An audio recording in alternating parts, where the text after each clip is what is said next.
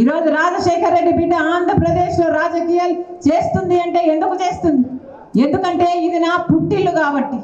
ఎందుకంటే ఇక్కడ రాజశేఖర రెడ్డి గారి బిడ్డగా నాకు ఒక బాధ్యత ఉంది, ఒక భారం ఉంది కాబట్టి. ఎందుకంటే ఇక్కడ ప్రత్యేక హోదా రాలేదు, పోలవరం రాలేదు, రాజధాని రాలేదు.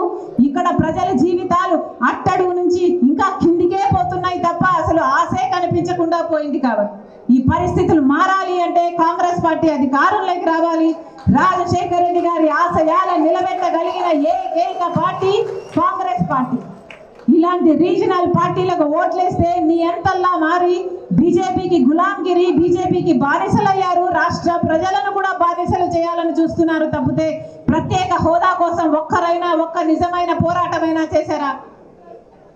రాహుల్ గాంధీ గారు చెప్పారు, నేను ప్రధానమంత్రి అయిన రోజున మొట్టమొదటి సంతకం ఆంధ్రప్రదేశ్ కు చెందిన ప్రత్యేక హోదా ఫైలు మీద పెడతాను అని.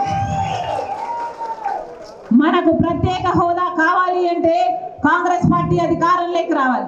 మనకు పోలవరం ప్రాజెక్ట్ కావాలి అంటే కాంగ్రెస్ పార్టీ అధికారంలోకి రావాలి. మనకు విశాఖ స్టీల్ నిలబడాలి అంటే కాంగ్రెస్ పార్టీ అధికారంలోకి రావాలి.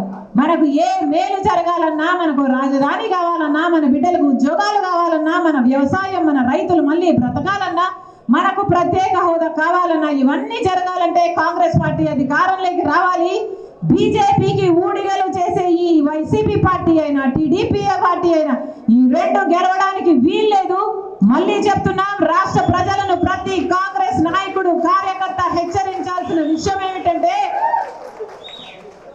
టీడీపీకి ఓటేసినా బీజేపీకి ఓటేసినట్టే, వైసీపీకి ఓటేసినా బీజేపీకి ఓటేసినట్టే, జనసేనకు ఓటేసినా బీజేపీకి ఓటేసినట్టే. మిగతా దేశం మొత్తంలో బీజేపీ ఏమో కానీ మన రాష్ట్రంలో మాత్రం బీజేపీ వేరే ఎక్కడా లేదు. బాబు జగన్